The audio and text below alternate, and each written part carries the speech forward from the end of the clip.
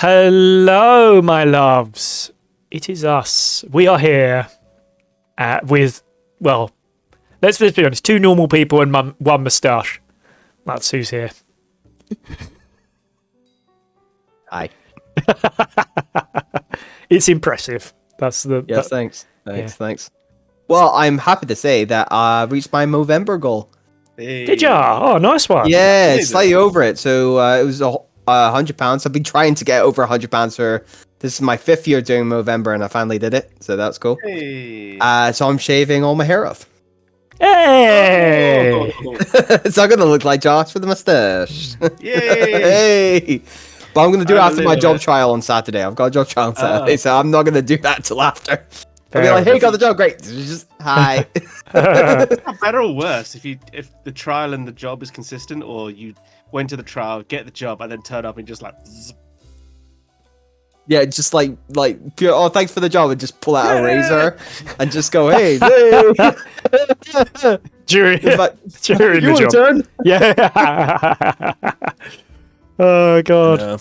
Hello to people in chat. How are we doing? Hope everybody's good. Hello. Howdy. Hello. Oh. It's nice to have a few of us here today. Yeah, nice to see Josh. Actually, I was surprised you turned up, especially after you telling me of your many encounters in Bonnie, Wales. That's not right, is it? Wales. I was in Wales this morning. Now I am in the Croydon again. Oh, Nice. We have returneth. Mm, Wales fan, nice. which is very nice. Yeah. Right. Yeah, right. Yeah, and it was cold up there, I take it, from what you were It was saying. cold. It's also cold here. Yeah. It's Cold everywhere. Yeah, we've got Yeah. like frost outside the last couple of days. Yeah. It's meant to be like -5 Mhm. tomorrow. Mm. That Even much? colder in Scotland. Oh, Yeah. oh It's my like one of God. the coldest days coming. Mm-hmm. Jesus. Snow and ice forecasted.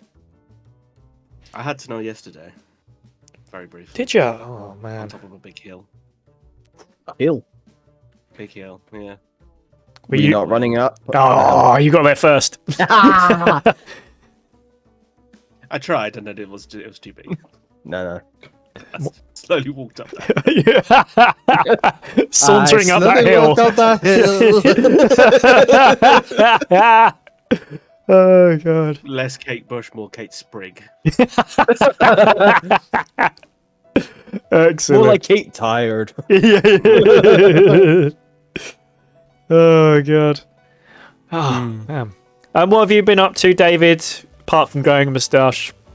Well, as I say, I've got a job trial. I've been working on stuff. Yeah, I got multiple other kind of application stuff. Fortunately, as well, Sanctuary won't be touring next year. What? So we didn't get down south or up here. So So and I'm asking for answers. hold on, that makes what we went to very exclusive in that case. Yes, Yeah. Wow. because it might be not till 2025 now. Oh, wow. Yeah. Okay. Do you think it has anything to do with the community rake not being there? Well, it is quite integral. Yeah. Yeah. It is. Really brings things together. Yeah. Yeah, it think really so. rakes in the profits. Yay! I wish. I genuinely actually have to use the community rake this weekend because all the leaves have fallen off the bloody tree, and I literally have to. Yeah, if I It leave them does there, have a use. yeah, if I leave them there for too long, it ruins the grass. So I have to rake it all up. So yes, but if anyone wants it, just let me know. Yeah. Yeah. But I got stuff for another project, so it's not too bad. Oh, fair enough. That's good. You Yeah. win some, you lose some. Yeah, Yeah. exactly. To be Yeah. fair, the Sanctuary thing was very high budget levels. I'd be so surprised if we got it. Well, To you be know. fair. To give you Hey, an we indication go how again. high it was. Well, that's what I'm asking for. We go again. But that was the Well, minimum. like- That was like the minimum. We had to cut it down. Like it was crazy.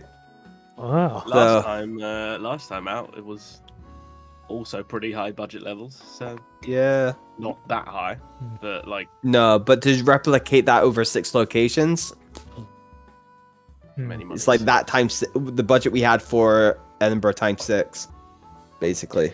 So But the thing is, you could tell that it was high budget. You know, the concept already was good, and then like the production of it was pretty damn good as well, to be honest. So you could tell there's a lot of equipment, a lot of work, a lot of thought had gone into it. So I wouldn't even want to guess at how much, but I can imagine a lot more than people would think to put something like that on. Expensive, man. Yeah. Expensive doing stuff. Yeah. What? One of the things they said on initial feedback, we're getting like a fuller, deeper assessment soon, but it's like it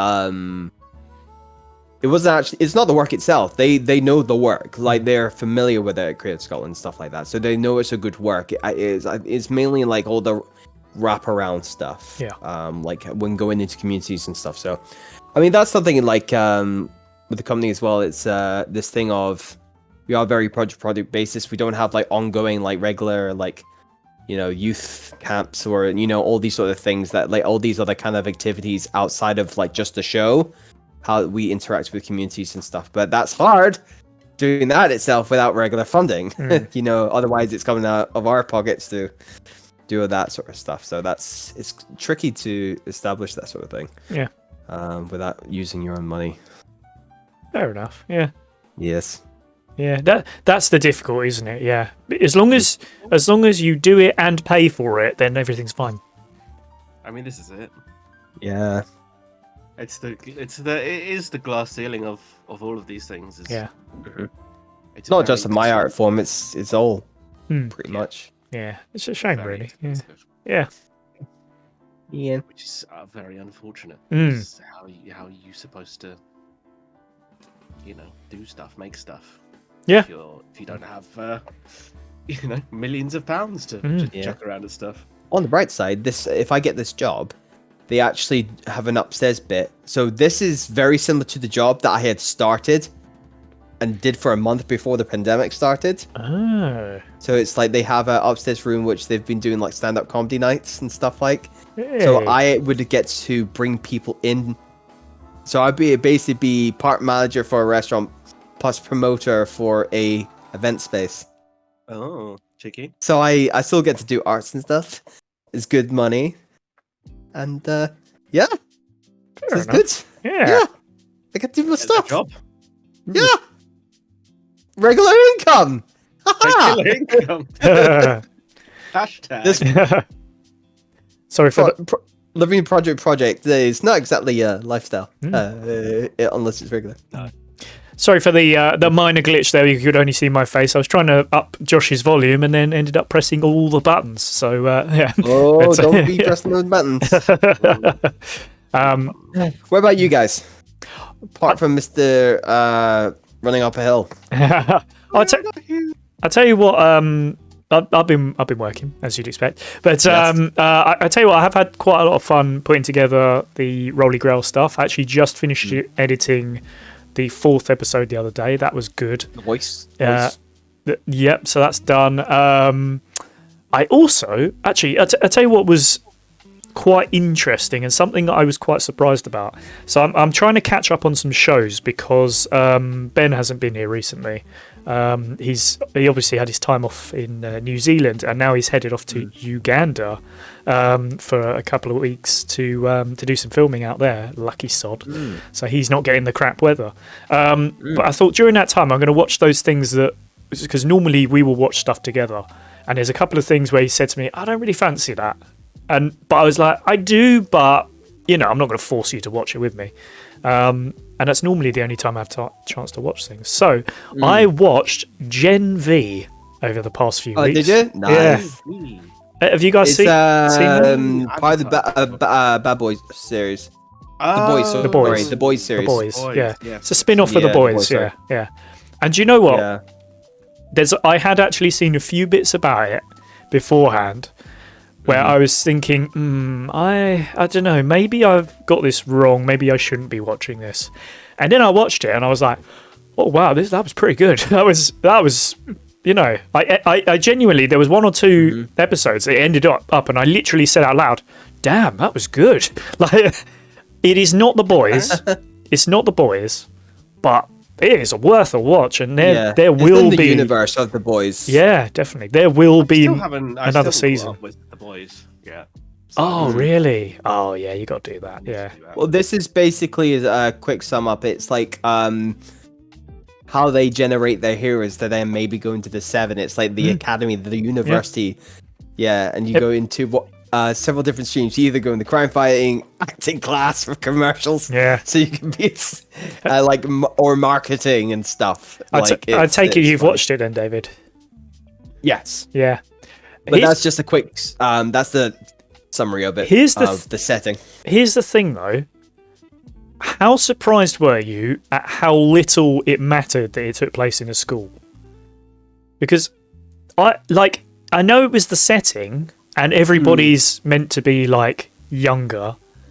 I think if you just take that out, I don't think it changes that much. I mean, okay, one or two of the teacher people would be different.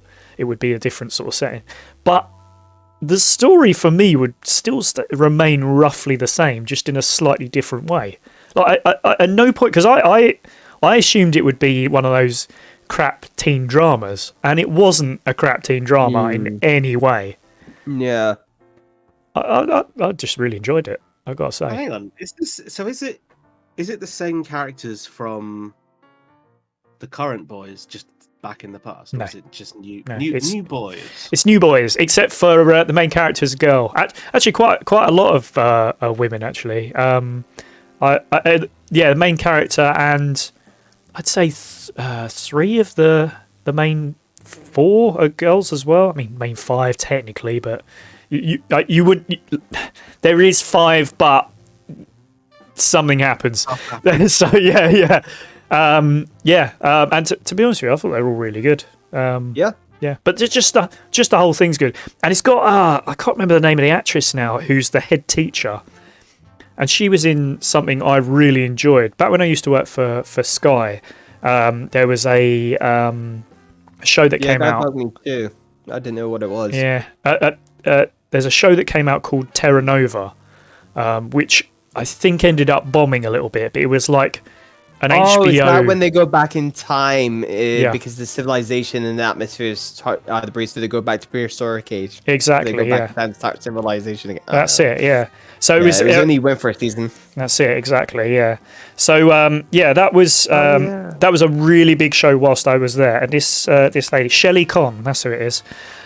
She plays the head teacher in Gen V. Oh man, she's really good. Like the reason I like her is because she was so good in Terra Nova. She's so much better in this. She is probably the scene stealer, to be honest. Out of all of them, she's the one pulling strings and stuff in the background. You're just like, yeah, I like this one. Yeah, and then there's a few pretty cool cameos in there as well. Particularly one at the end where you're just like, okay, I see. Yeah. But yeah. Worth a watch. Yes. Gen V. Gen V. It's not. I would say if you've got something really pressing you want to watch first, go to that. But do definitely I need to watch the rest of The Boys first. There you go. But but genuinely give it a chance, because it is not as good as The Boys, because The Boys is one of the best things on TV. But this is solid, like more than solid, I would say. More than solid. And I'm expecting there to be more seasons. It's Okay. that, yeah. And now I've started on Loki, which I've heard is really good, and I've watched season 1. I'm just starting on season 2 now. I'm on episode 4 will be my next one, so looking forward Season to 1 that. was good. I enjoyed season 1. What? Yeah, season 1 was good.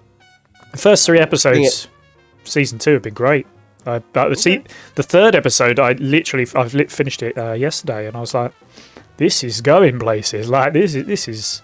I have no idea what they're doing here, because it's just it's so. There's so many threads, but in a good way. You're not lost. You're just like, ooh, okay, a lot of intrigue, a lot of fun going on here. So yeah, enjoying that as well. Okay. Yeah. I watched Ahsoka whilst I was in Wales. What do you think? Which was it was enjoyable. I mean, there's nothing. It was fine. Yeah. I would watch more of it, but I wouldn't scramble to watch more of it. Like, I tell you what, the best episode was the one where she was hardly in it, which sounds really harsh, but it's only because they introduced the big bad, and I was like, that was a good introduction. That was a good introduction. Yeah, he's very good. Yeah. The big bad. Yeah. And the idea is the idea is good. Mm. There was some cool stuff in there. Mm. It was fine. It's such a shame. Like, there's a lot of that Star Wars universe stuff that I'm like, was such a strong start with Mandalorian, Yeah. and then No. Yeah. It's feels like it's losing its way a bit, doesn't it? Yeah. Yeah, no, I mean, I've stopped watching all the Marvel stuff now. I just had enough. Yeah. a lot of the Disney Plus stuff is just like It's just too much. yeah. Yeah. See, the stuff, I remember when you guys were hyping up about Mandalorian when it first came out and stuff, and I was like, I'll get Disney Plus at some point. Like, when I watched it and they eventually got it, like, what is it, beginning of this year or something, I got it Disney Plus. There's quite a few things I enjoyed, some animes I watched and stuff, that was really cool. But apart from that, Disney Plus is just not Andor's still doing it for me. Andor's great. Yeah. I Definitely. watched Mandalorian Andor. season 1 was great. Mhm. Do you know what the thing that they do have on there, which you don't see enough of these days? BTS stuff, like the whole assembled thing that they do with the Marvel shows, which is like an hour behind the scenes, how they making of that kind of thing, which you always used to get on like DVDs and shit. Yeah. You just don't get that anymore. Yeah, that's No. right. No. Yeah, it sort of feels like we've lost that, doesn't it? The Yeah. the The special only thing I've features. seen like that. Mhm. Go on, sorry. No, I was going to say that the last thing I saw of that was when I got the John Wick 4 movie. They showed the behind the scenes of how they made John Wick 4. And man, God, Keanu Reeves, fucking hell. He does his own fucking Beast. combat like it's fucking Yeah. his age. I'm like, bro, Yeah. you're fucking. They like, you know, when he does his things with there was a scene where he does like with nunchucks and practices. They were just fucking applauding him after, like, what the fuck? Like, just not. He's been able to do that obviously from doing the Matrix and stuff like that before. It's at his age, he's still fucking like. Ugh. Isn't he 60? Yeah, but Tom Cruise is the same. Oh, yeah, true. Yeah. Yeah. Just He's they're just Tom- made of a best different age caliber Tom of shit, Cruise. man. That's it. Yeah. Yeah, very true. Well, it's old-fashioned like action star. Yeah. Like they're genuinely Yeah. action stars. Oh, yeah. Yeah. Yes.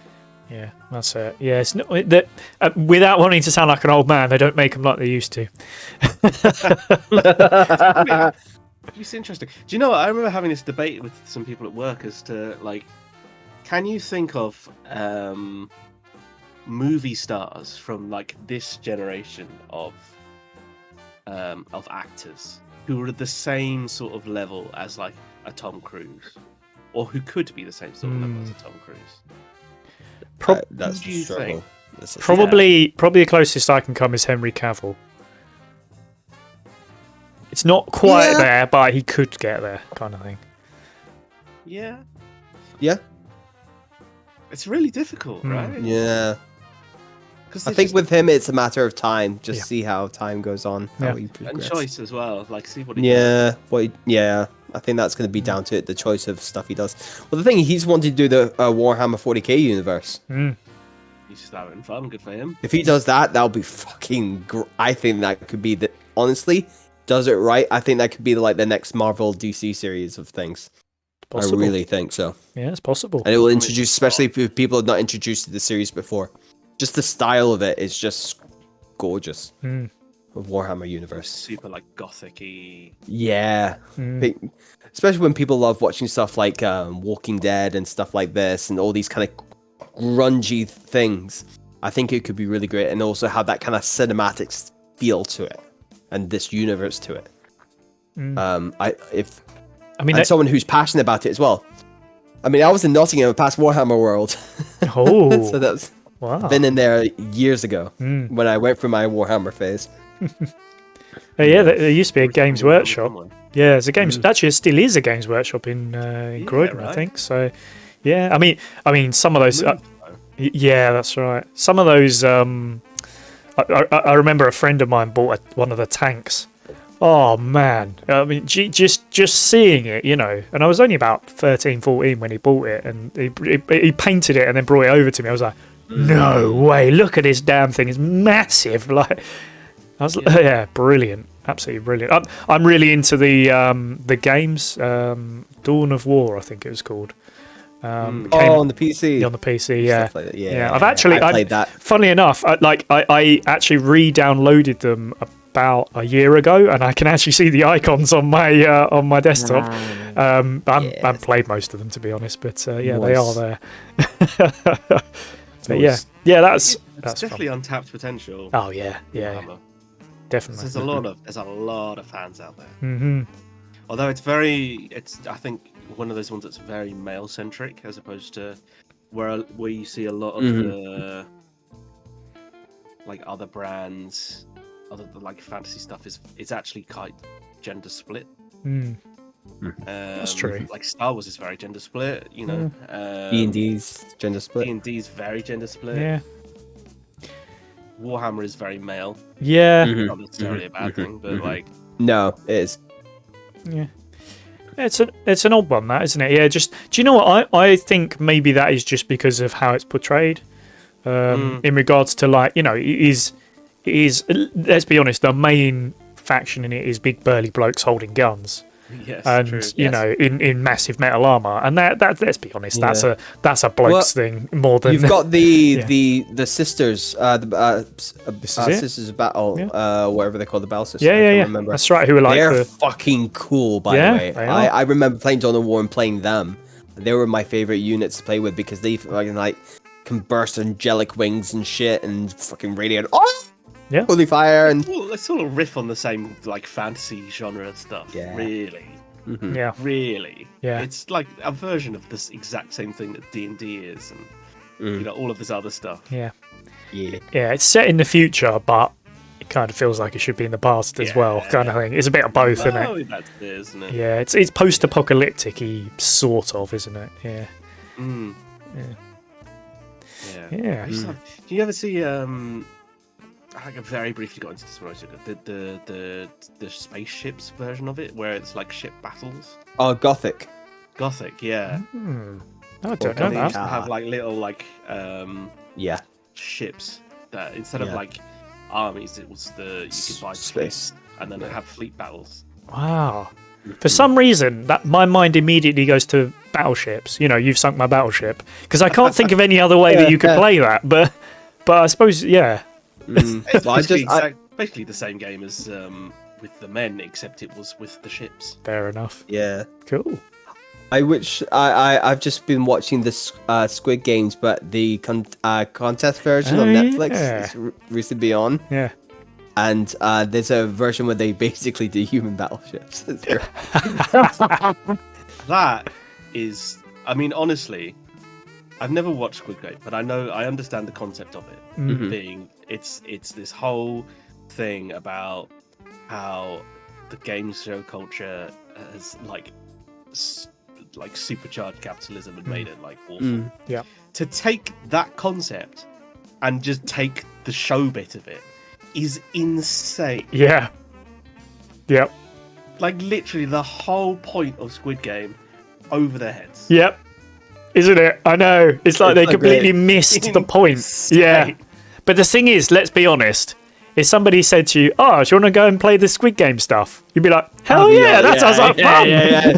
That looks fun, just for the sheer of it. But it's so funny. So people are like, "Oh my god, it's life and death." I went, "No, that was the You don't actually die here. Yeah. Might not win the money, but hey." Yeah. You are right though. It is hilarious that they have taken it to the complete wrong extreme of what they were trying to do. Inevitable, absolutely inevitable. Oh, of course. Like, very funny. Very interesting, like dynamic, just to be able to say, see if we just said to people you want to do the exact same thing, they're gonna do it. Yeah. They actually proved their point. Yeah. It proved the point. Yeah. It's like you say, Josh, like it's hilarious. I'm just watching this. I'm like, these people are fucking stupid. Like it's crazy. Yeah. It's crazy. But like, I mean, there you are. I don't. Yeah. It's very obviously going to happen. Oh yeah, exactly. What in the future, like it's going to become real. Like, this- Yeah. Oh, honestly. So silly. It's so silly. some future Oh, wow. dystopian shit. Yeah. Should I roll something? Nah. God. Go on then. Go on Yeah. then. Okay. I'm gonna just do a number generator. Hang on. Yeah, go for it. Alrighty. 3. Number 3. All right. Number 3. Oh well. Oh, Well. I'm happy with number 3 Oh yeah. Is because it what I think it is? It is. It is. Well, it's my favourite thing you've ever done because so much so that it was the This thing. yeah, it was the clip that I used in the previous chat, which is of course the German financial advisor. Which honestly, Yeah. I can't remember, Josh, if you said it in the game itself or afterwards, where you said I'm going to nick that because like you're like I'm using that in my campaign as well. And to be honest, I imagine with a moustache as well. yeah. You'd be like, oh. It's just so good. It's so good. 100%. It's such a good character. I like how as well. I came up with the joke of he huffed and he puffed and he made some investments or something. And Josh, you smashed it out of the park with he huffed and he puffed and we what was it? We blew. I can't remember what it was now. It's gone out of my head. Gotta find the clip. Yeah, I know. Yeah, I probably have it somewhere. He puffed and he. Damn it! It was blew the market down or something something along those lines. I can't remember off the top of my head now because it's a few weeks ago. But oh man, I love the goddamn financial advisor. It's just I watched that episode back. Yeah. And I still don't remember it. I was there at the time. yeah. I know. Well, this is the thing is, it feels like it's for everybody at home. This doesn't feel like this feels like this was filmed. Well, as it's sort of happening as it, but actually the lasers and feelings that went out, the Julieverse was actually filmed after this that's going out now, the Search for the Holy Grail. So for us, we've done other stuff already, and so trying to go back and remember it from what was, I think, at least 2 months ago, something like that. It was a while ago. I feel like that's just every chat. Yeah, I know. But this just because we did other stuff afterwards, all of a sudden our heads are just it's quite weird to sort of try and get your head back around it. But yeah. I think we have to talk about it because me and you, Josh, were talking about it beforehand. Because the thing is we might not roll it, which is number 2, which are the characters themselves. Because holy hell, man, these characters! Oh my god! I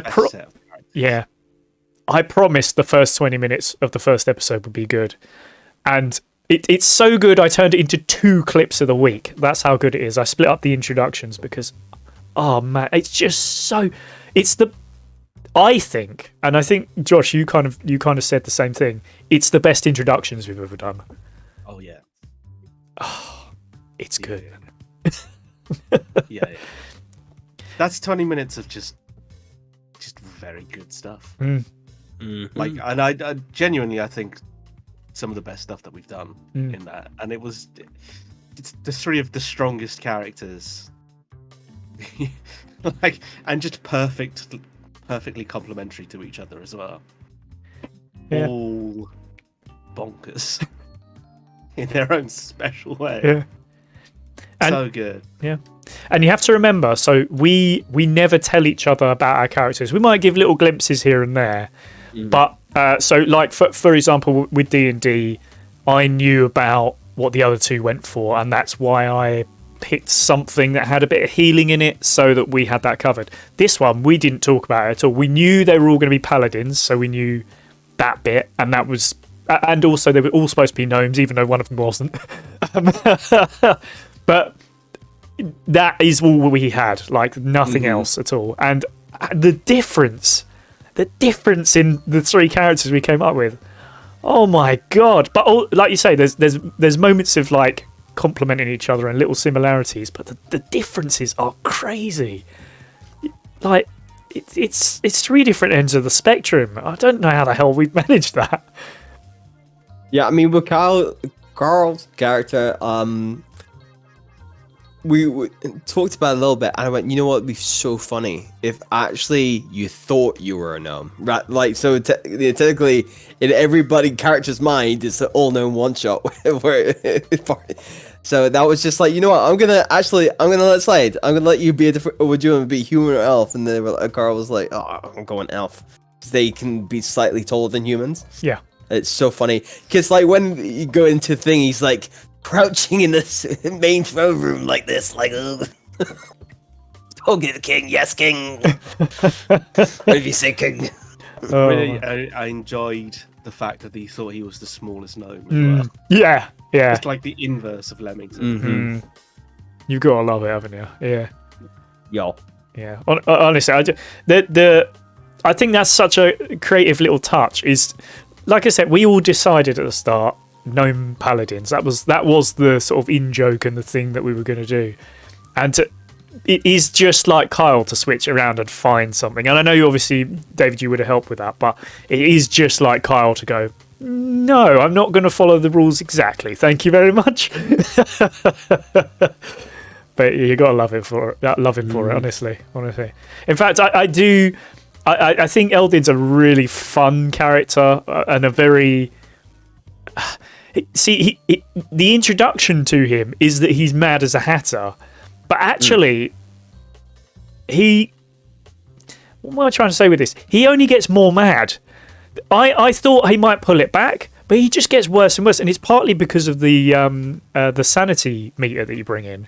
I think that, but he does. Like I was like, oh, it can't get any more crazy than this, and it does. And it's just like, the bit where he starts saying, "I'm so tall, I don't know what to do." Like, he's having a crisis about the fact that he's taller than he thought. Oh crap, that was funny. It's a really strong lineup. Yeah. Honestly, and all of the introductions were so funny. Can I ask for Rock? What was your inspiration for that, Josh, or did you talk to David? So there is, I mean, there's. He's talking about he invented his character on live. Yeah, I mean, I knew that I wanted to just, like, similarly to Kyle, push the boundaries of what was acceptable within our very narrow confines. Yeah. I knew I didn't want to be a straight paladin, so I'm a half artificer. Artificer is not a standard class. Yeah. It's an extension class that I happen to have access to because of my campaign that I'm building. Yes. And I was like, oh, David. And I was constantly literally after we had the conversation, like 5 minutes later. Hey, so can we multi-class? Can I multi-class? Can I have some toys? How much power is too much power? It's never enough, like, Josh.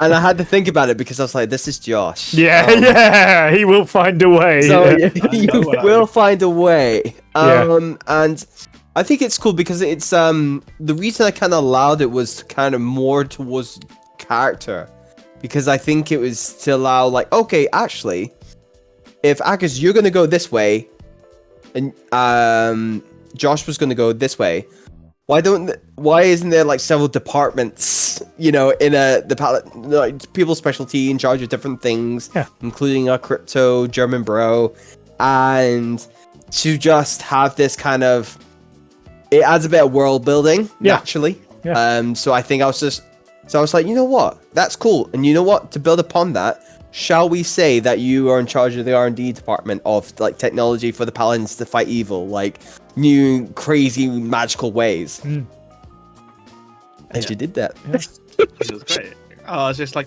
but I started looking through the treasure trove of, like, what items can I have that are cool? And then I found an actual lightsaber and was like, well, it's that. Yeah, it was. That's it. You see that, and you're just. I love how we even got to the point where we started doing the what's the damn Star Wars song called? Duel of the Fates. That's it. Yeah. We got that far into it. Oh, it's perfect. Yeah. Good. And the flamethrower and Yeah. stuff. I think I had a couple more toys I just never got around to using. 'Cause, You yeah, did with part 1, part 2. You do introduce the shield. Oh yeah. yeah. Shield with and the also face. flamethrower as well. Mm. The shield was literally it's just a shield. Yeah. I love. Like it's a genuine so all of these items, they're real items that you can get in Really? D&D. Mm. I didn't make anything up. They're all stuff that's just in the source books, Mm. or in the extended source books. The shield is just a +2 shield, I think, which is standard. But it has a face on it. The face can change expressions. Yeah. That's it. Yeah. I also had. I don't think I ever mentioned this, but my armor.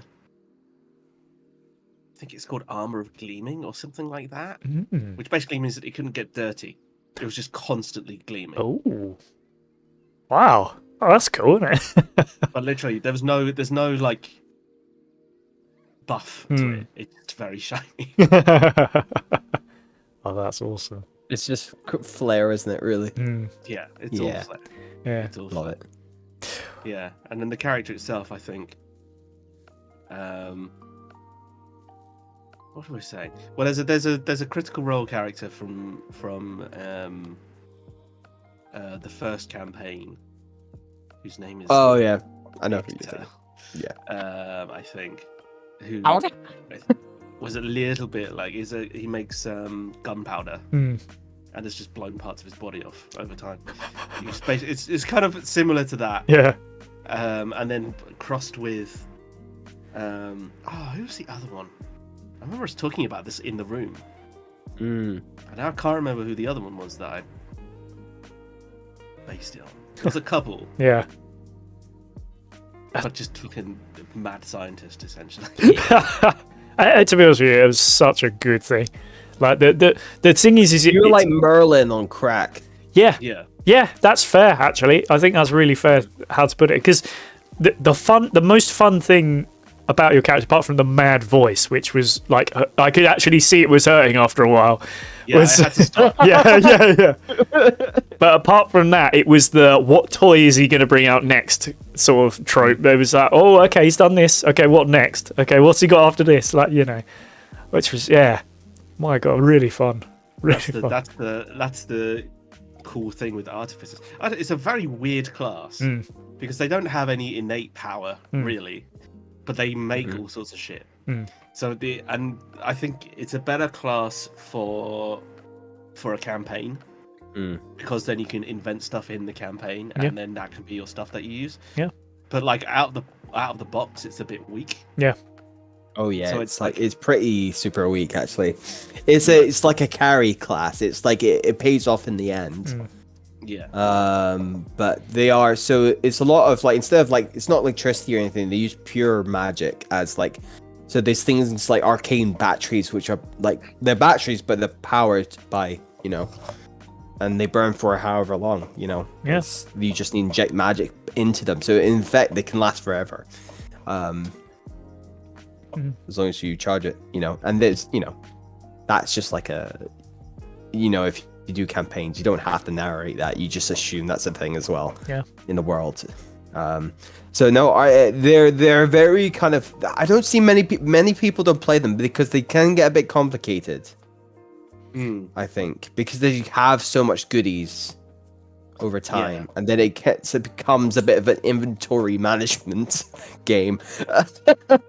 Of like, what's that? What can I blow up next with what? It's definitely a very complicated class.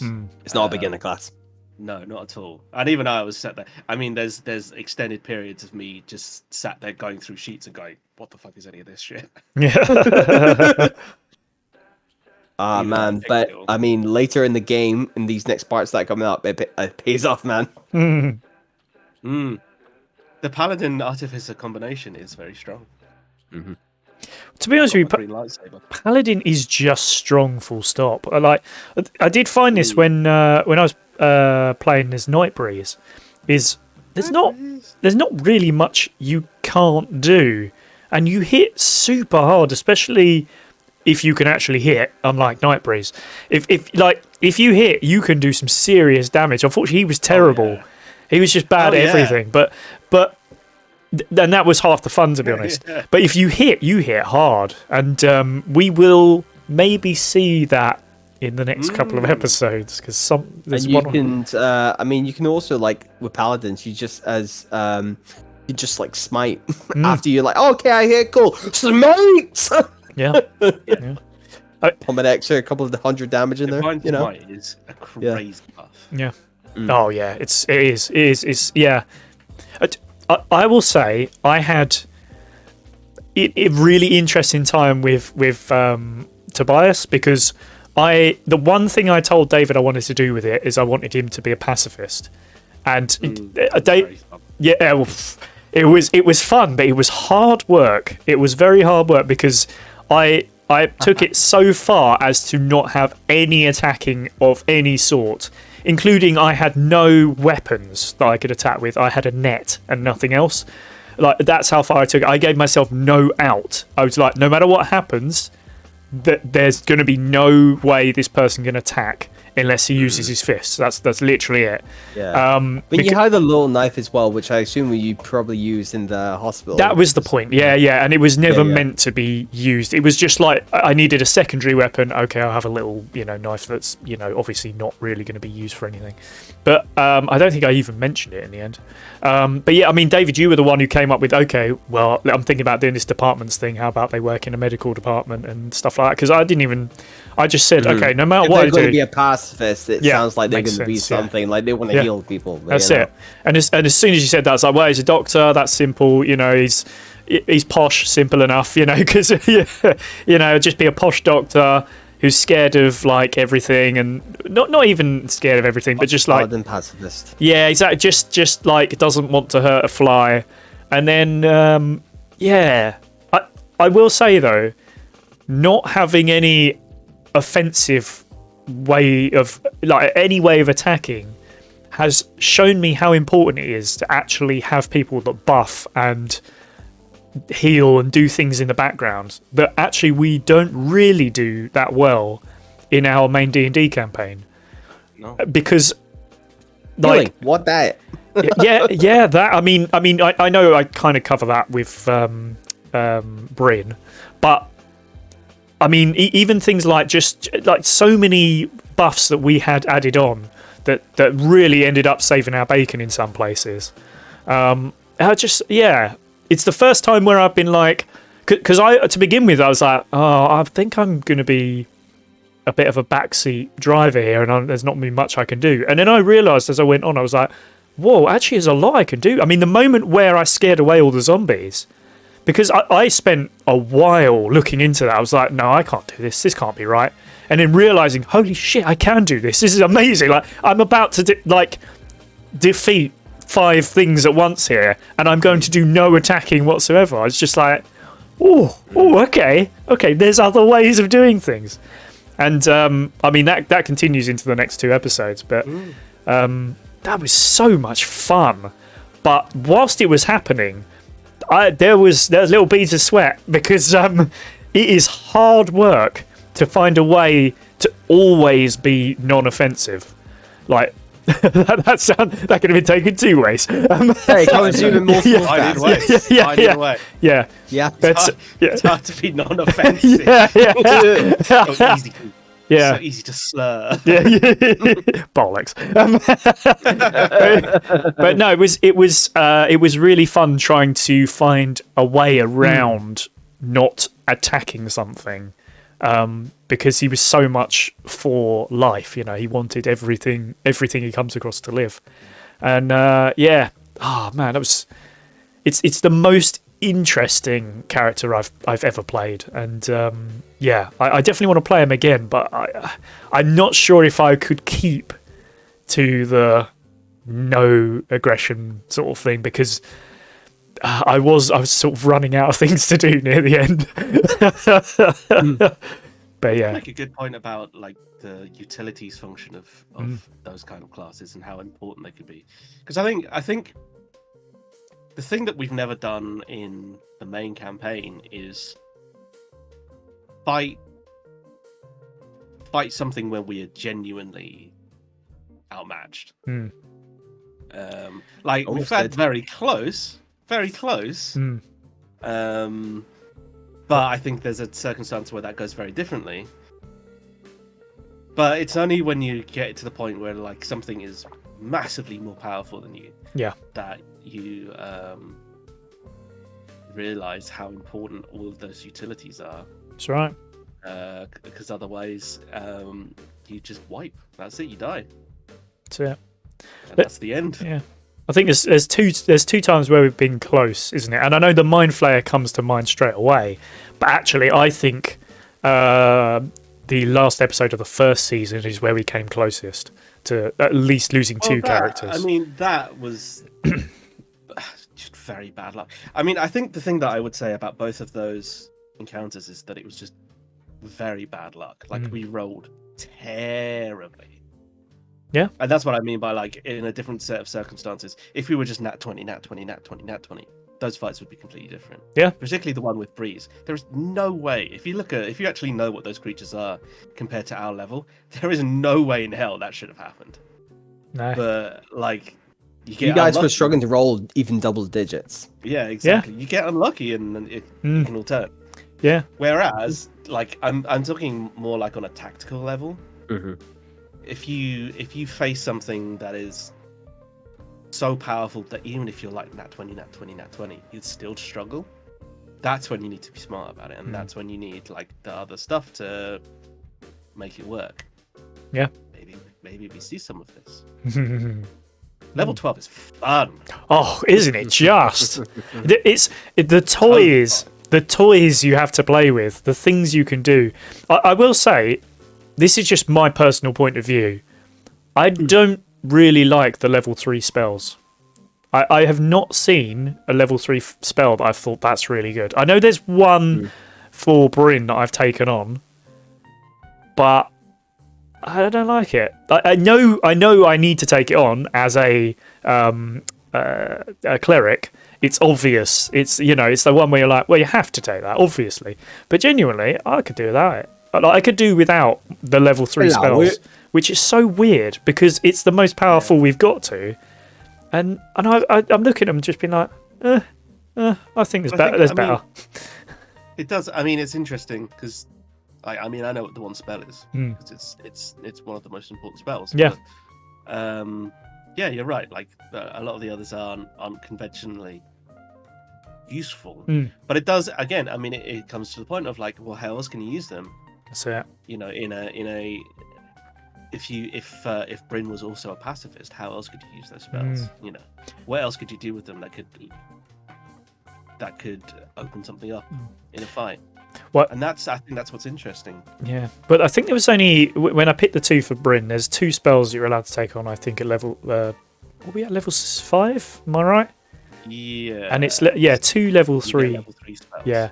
So the obvious one, which I won't say, I don't want to spoil anything.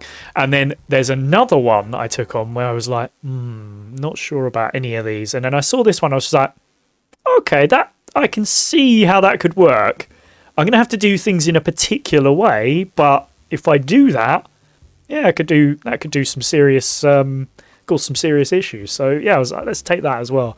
But yeah, genuinely, I could do without either of them, which is really weird to say.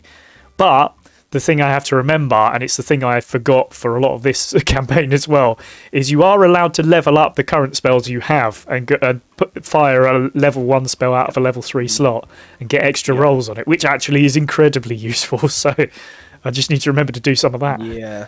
Yeah, 100%. Well, that's where the tactical thing comes in. Exactly. Yeah. I mean, and I think that's where we've improved just as players of the game. Yeah. In understanding the tactical side of it and understanding the fact that you can do all these different things with your spells if you want to. Yeah. Yeah, very true. Well, would you guys like a present? I would love a present. I thought you might. So, you know how, like, normally I'll put together a trailer or something, for what's coming up next. But for the last time, I just went with the clip. And if I'm being honest with you, I had the same issue this time, which was I obviously just have to take this clip. So obviously, unfortunately, we know, but Eldin is in a place now where his mind is completely lost, and he's only seeing, elves and gnomes and people that he knows, and he's unfortunately sort of seems to be lost within that. So, what I've done is taken the next thing that happens, because Josh's character Rock has something that immediately takes that really difficult and very personal moment and flips it on his head to being one of the funniest things that has ever happened to a character. I vaguely remember what this is. Yes, I thought you might. One of my toys. Yes, exactly. Yeah, again, you pull out one of your. Oh my one of your God! toys. Yes. So I'm going to flip us over to that. It's a minute or two long. And yes, take a look at this. This is from episode 3 of Search for the Roly Grail. Here we go. He's turned to the madness! Eldin. No response. No. I'm going to. Here we go. What are you gonna do? I'm going to reach into my pack that I've got somehow. Yeah. I'm going to pull out a small doll.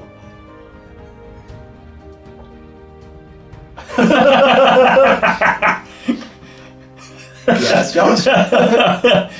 You take out a small doll. mate. You take out a small doll. It's fine. I'm laughing at my own joke about it. I'm going to cheat it a bit because this is meant to happen over the space of a short rest, but for comedy purposes. Yes, go for it. I've been whispering to this doll, and I'm going to leave it. I'm just going to tuck it into Eldin's, the top of Eldin's shirt, so its head's just kind of stuck out next to it. Can I go? There you go. I fixed you. How are you feeling now? And the doll goes, I'm feeling really tall.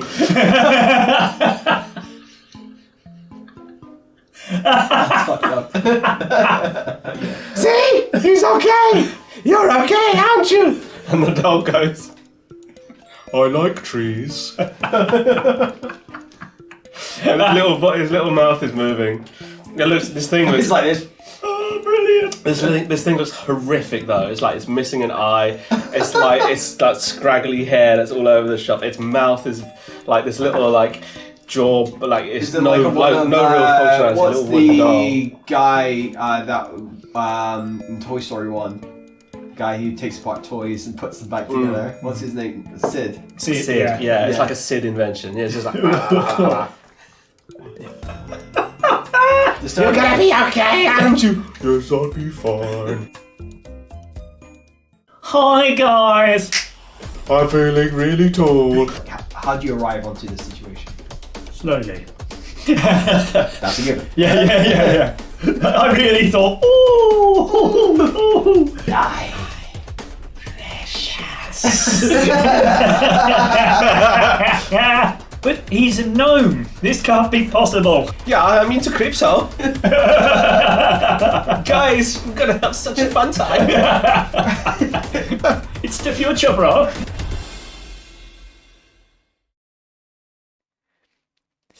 It's the future, bro. I forgot I added that bit on at the end.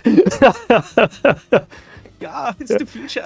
Do you know what it was? I'd started to get little. So as I edit, I start to get little parts of clips ready, and then sort of put them aside for a trailer. And then I found that bit, and I was just like, I'm gonna use that. That's so much fun. And I was like, I still want to put these bits in though because they're fun as well. So I did that little bit at the end. But that doll is fan-bloody-tastic. Yeah, it was one of those where I was just like, I've got this thing. I don't know what to do with it. It was one of those things because literally when I started building the character, and I think I was probably just on a train or something commuting, and I was just like, let me just fucking scroll through D&D Beyond and just look at items and see what I can find, and I came across that, which I can't remember what it's actually called. Genuinely, the picture of it is horrendous. Creepy, yeah. It yeah. is. I'll see if I can get it on my phone and just show you what this thing actually looks like, because it's ridiculous. And I was like, what the fuck do I do with this thing? I knew that I wanted it, because if the opportunity came up, I couldn't not. Yeah. Because it's so awful. And I was like, I guess I'll see. Yeah. And then that happened, and I was like, well, I guess we're gonna Weekends at Bernie's it, and he's just gonna pretend to be real. You got to, ain't you? You got to. It's just so funny. I like. It's just called. Oh no, it's called Talking. It's just literally called Talking Doll. Talking to. Oh, right. I'll get the picture up. Yeah. No. Yeah. And I like the thing is that it's something that's there, and it does crop up a couple of times, and it's very fun, very very silly idea, but. Oh, wow. Jeez. No. Wow. No, thank Ain't you. she pretty? Horrendous. Ooh. No. I don't know if my camera's gonna. That is. Yeah, no. we can sort of see enough of it. Yeah. Good Yeah, grief. it's Nice. yeah. I like how its talking voice is absolutely nothing like Eldon's as well, but it's Do you know what? That was more like to save myself the whiplash, because originally, obviously, I was gonna give it the creepiest voice. But then I started doing the rock voice at the beginning. Yeah. And was like, well, I can't go from that voice into like another super creepy voice, because I will destroy my vocal cords. Yeah. I won't be able to speak. He'd fry eggs with his vocal cords. Yeah, right. Like, I'd already destroyed my vocal cords. Like, by the end of that session, I was like, Yeah, I bet. Oh my god, yeah. It's a good thing that's not your main campaign character, you know. Yeah, no, I know. I couldn't have that character. Yeah. Has to be in small bits character. As much as I absolutely adore that character. Oh yeah. It has to be in small pieces, because otherwise my throat will be destroyed. Oh god. Well, just before we finish up, I'll just say one other thing I have been doing. I've been putting together a compilation for the end of year video that normally goes. It's actually done, surprisingly. It won't go out till like I think it's on there for the 31st, so it won't go out till right at the end of the year. But what, do you want it earlier? I can move it earlier. But no. Yeah. But I said it to Ben whilst he was here. I said the problem I have is that we've done so many things inside and outside of roleplay this year that I came to a point where I was struggling to decide what to put in, and also I was at a point, okay, this is roleplay, and then I'm going to have something else, and I'm going to have something, and I'm like, actually, am I giving it too much other stuff?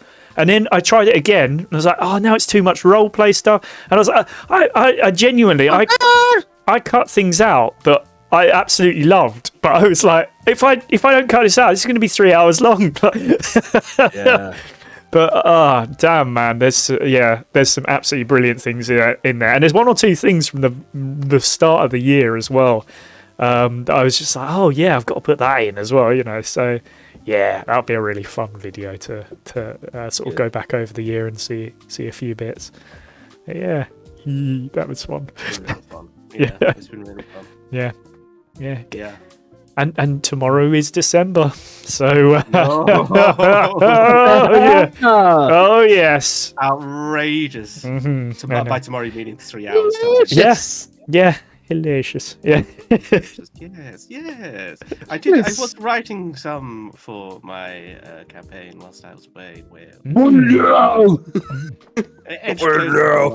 But I tell you what's really funny, actually. Maybe we can talk about that for a moment before we finish off, because all three of us are planning campaign bits at the moment. And whilst I don't think we should talk about the campaign itself, a little bit about the planning would be quite interesting. So from your, seeing as Josh, you'd already started that, how has that been going? Well, my problem is, right, I've had this campaign idea for like 2 years, basically. So I've known a lot of what it is for a long time. Like, I know how everyone ends up together. I know like what happens when they come together. I was doing some research, and I plotted out what the first couple of episodes is going to be. Yeah. Just in a very loose way of like, these are the kind of run of events, because the first couple of episodes are going to be a bit more on the rails than like everything else, because it's the introduction mission, and it's like you have to start somewhere together. In the same way as like Shooting Sympathies had the airship. Yeah. I mean, that came very off the rails very quickly. Contains. No, I mean, you know, it's like Here's this airship we've been given. Destroy. Yeah. Here's the situation that you're in. Yeah. To get you all started, and then off you go. Yeah. Fair enough. So it's like I have that section, and then I know kind of roughly what comes next, insofar as like where the campaign starts. But then, like, the whole point of this campaign was that you can just kind of do whatever. So there's a lot of there's some heavy teasing of like things that are happening in the world and happening to you within the campaign setting, and how much you engage with that is obviously world events. You know, it's things that are happening, and then it's like coming up with other things that you could be doing. Cool. Like, because you're within, I will say, you're going to be in a city pretty soon on. So it's like, build a city. Wow. What's in it? Who are the people? What are the people? What kind of activities are going on? What kind of things can you find? What are the kind of major Actions. places? Major actions. Who are the factions in the city itself? Who are the factions in the kind of area, the region that you're in, that play into like the local politicking? And then also, you know, what's the underground factions? You know, who are the criminals in this place? Who are all of that stuff. World building. Yes. Cool. It is hard. Yeah, it's a lot. And I think, you know, there's going to be a degree of like, let's see where you go, and then as you're going, it's laying the track in front of you as the train is going along, because I can't possibly build all of the track. It's too much track. Yeah. It is. Do you know? I've heard it said before. It is that Wallace and Gromit wrong trousers laying the track as you go. Yeah, literally. Yeah. Well, I can tell you from my point of view. So I will tell you what I've been like. That I have been working on lasers. I was planning originally to run some gravity rep first, but I've got into this lasers idea so much that I'm like, I want to do this first. So it's probably going to be the first thing I run, or the next thing that I run. But the main way it's come about for me is because the amount of time I have that I spend on the train before I get to work, to and from work, to be honest. Because I have, I don't know, my journey's probably about an hour and a half on the train, plus some walking afterwards. So it gives you time to think, and then just all of a sudden, I've had this mild idea in the back of my mind of a particular thing I wanted to do, and I was like, well, why don't I, whilst I've got this time, try and flesh it out a little bit? And I don't plan in the way of Josh does, which he'll have a million brilliant ideas and then flesh them all out and have all these pages.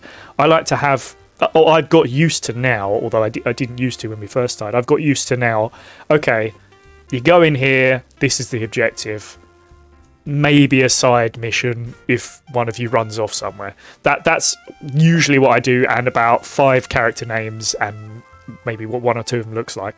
That's usually as far as I go now, because I know things will go off piste. But with this, I've tried to just give myself a little bit more, and sort of like be like, okay, if this and this happens, let's just have some contingencies. Let's have some ideas in the background where I can go, I'm going to go with that one. That's what we're going to do here. And and see how that works. I have no idea, because I'll be honest with you, you guys find ways to ruin the game. in the best possible way, not in a horrible way. I mean, you ruin my plans, but I enjoy watching it happen. If you know what I mean. There's never. I've never had a problem with it, because if you guys like just said, oh, we're going to go and do this and screw it, and we're not actually going to play the game, full stop, I'd be annoyed. But that never happens. It's always, we're going to go and do this, let's make this fun, and I think we're all really good at that. But I'm now trying to think, okay, let's give myself a little bit of planning time. Let's try and get this sorted. There's a few recurring characters that I want to bring into it. Maybe one you've seen before, and it not only that, it might end up setting up things for future seasons as well, or if I'm being more honest, probably future one shots. But it gives me an option to try something a bit different in those future one shots, which I think would be really fun. So yes, I genuinely can't wait for it. I already want to do it, but obviously there's other things going on first. So let's get ourselves sorted first. But David, you have also been working on something. A few things, actually. I'll start with so it's three things actually. Oh, so you're 3 things. So I am 3 things. So, starting off with the first one being season 3 of D&D, or the main campaign. So with that, I know how I want the first half to go, for sure. I know what we're going to do session 1. Coming back, kind of talked about it a bit on stream already, kind of hinting at stuff. So that is just kind of, when we decide to do that, I can invest more time. It's main ideas there, ready to tick over into it. Whenever you want to shoot it. That's pretty chill, actually. There's one other thing that I've been putting in our chat, and also mentioned last chat live here, was to do a one-shot of Candelera Obscura, which is a directing press, a publishing company by Critical Role, which is all cosmic horror. Not really done anything like that until, so that's interesting. We actually had someone new that came into the Twitch channel, didn't we? That's right. When we were playing part 2, who was like, "Oh, I love playing Call of Cthulhu." Nice. And I was like, "Call of Cthulhu is complicated as fuck. I'm gonna do this version, which is easy, but it's still cosmic horror, right? Yeah. And it's a lot more player it's not beginner friendly, but it's slightly more complicated. It's a D6 game. But it's like a pull system. It's very kind of like Blades in the Dark. I didn't know that. Sorry? I didn't know it was a D6 game. Yeah. And you get one, you pick. So you can have as many D6s, and then you get a thing. You pick a different color dice from the rest of the dice. And that can be your gilded dice, which is like a special D6. It's like a proficiency dice. It's like you're good at this one, so you get this special little dice. And if you use that, you can get certain things back. All different things. I've already been working on it. Yeah. So, I know we might need stuff for New, because otherwise we're gonna have nothing New Year. So we need to do something. I think, whatever it is we do. And also, I got an email saying that from Darrington Press, saying that my submission has been noted. And it is going into the stages of they're going to send out emails in a couple of weeks to see if in the first group of playtesters. If we're not, they will expand it later. So we'll play some of the it's a D20 system, but it's more storytelling based as far as I understand.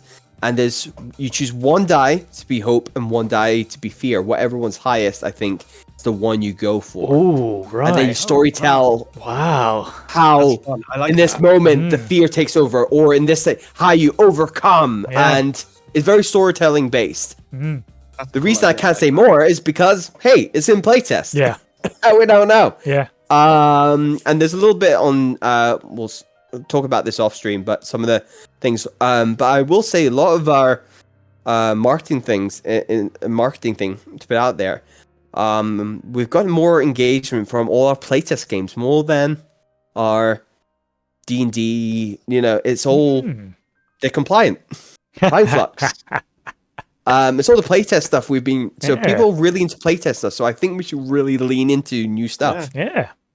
We'll still Okay. keep doing the D&D stuff because we had the fella come in from Call of Cthulhu, like, oh, I'm still into D&D.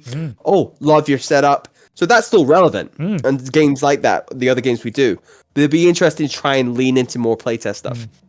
Yeah, I think the D&D stuff and the laser stuff is our bread and butter, isn't it? It's the things we can go back to and be like, this is. It feels like the core. We need content. Yeah. Feels stuff we can really. Yeah. It feels like the core of what we do, but it's certainly not the only things we do. Yeah, and I think that's shown with like I say, Time Flights, Gravity Rip, Shooters and Sympathies, and all the other bits and pieces that we've done.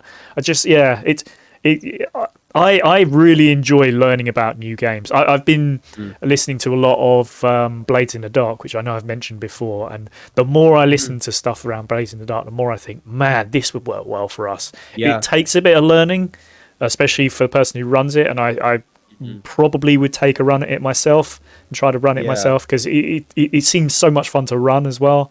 It's quite a dark sort of thing, but I can just imagine it being so much fun, especially the flashback system. You will absolutely destroy the game by flashing back I'll be like, oh, there's this huge pit and everybody's about to fall in it. Flashback, we put a net underneath, we're totally fine. Yeah, roll for it. Yeah, of course you rolled fine. Yeah, of course nobody's hurt at all. And here comes the big bad. Flashback, I threw a bomb at him 10 minutes ago, and the fuse is just elements in Candelaria Obscura. They do a similar thing, whereas it's not like you can't go as far as that. It's like an item you can have on. It's not like you can So that's the only difference there. But you can change whole scenarios, or it's like, there's a guard there, and he catches you. Only if he, I put a sleeping thing in, so he sees me, then he falls unconscious and falls asleep because he had that sleeping pill in his drink, or I sneak in early in his lunch. And it's a brilliant concept, and like I said, I'd have to learn it, but it's something I think I'm gonna at some point try and take a crack at, because I think we would just all enjoy that so much. It's very different, but it's also very fun. Always up for trying something new.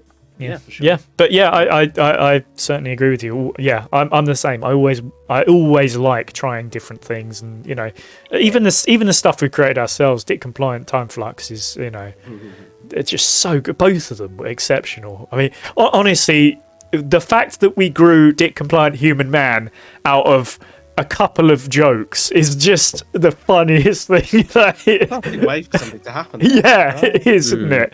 Literally, it's so organically grown, isn't it? You can't get. Yeah. Oh my god! The human man system is actually quite a good system of playing. Yeah, it's fun. Dick and Blind is very specific to us, but if you took the principles of it, it's like story. It's like roll by chance storytelling play system. It's just like you can all have these things, but then you have to roll to see which one he goes for. Is like the thing is we're storytelling rather than bouncing off. We super compete against each other. It's actually, I don't feel like it was too much of that. I feel like there was this thing of okay, it's this one, it could be this one, and it's the fact it's rolling by chance, so there's almost like a gambling kind of feel to it. And, what's the gamble? Yeah, and then of course it always, it will occasionally come out as the worst one, and you're like, oh my god, how can very often? Actually. Yeah, exactly. Yes. How the hell can we save this, given that it's going to happen? Logic had a very hard time. Yeah, I can tell. Well, you left at one point, so You just zoned out. Left the building. Yeah. And fair play to you. I would have as well if I was Logic. So felt for the character, I was like, he's fucking no. Yeah, you're done. Yeah. Yeah. Should we just talk about? Sorry, one more thing. I know. God, when did we say we were going to finish? Like half hour ago. Which is, I thought it would just be a good idea to let people know the scheduling for the rest of the year and what we're thinking. So there is the one. No, that's right. No. So we're sticking with the with what we've already got in place. The 2 episodes followed by a chat. So there will be episodes 3 and 4, which are the finales of the search for the Holy Grail. So we'll finish at the end of episode 4, and we will have a chat after that as well. So we'll talk about the end of the search for the Holy Grail, and that chat will be on the 21st, I think. So we're getting close to Christmas at that point. Then we're going to have a 3-week break because Yep. I think we have probably been live on Twitch about 50 out of 52 weeks. Or, well, not quite 52 weeks, 40, 49 Between weeks. 40 and something. 50. Yeah. Yeah, and as you can imagine, just like we did last year, it's like, a few weeks break would be really good just to sort of recharge, gives us a chance to sort of a couple of things out. It was good for us last time. It was, yeah, just gave us a chance to sort of get ourselves sorted and just record some things that we'll need to sort out as well. So that's what we're going to do. So we won't actually be back until sort of mid-Jan. But that's still a few weeks away, so don't go away just yet. But just to give you sort of an update on what the schedule looks like for the end of the year and then going into January. There'll still be stuff on the YouTube channel, obviously. That will continue to have uploads on it throughout going into the new year as well. So we're still around. It's just we won't be on Twitch for 3 weeks just to recharge the old batteries. Which I think like I say, it worked so well for us last time that I think it's worth giving ourselves that chance again. So cool. Anything from anyone else before we end this charade? No. No, all good. All right then. Well, Yeah. yeah. Well, in that case, I shall bid you all adieu, and we shall see you next week for Rock's adventures with his new dolly. That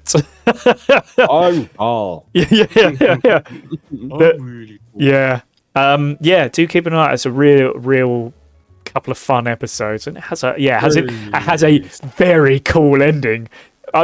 In particular for a certain character. You won't know who that is because I'm definitely not smiling about it.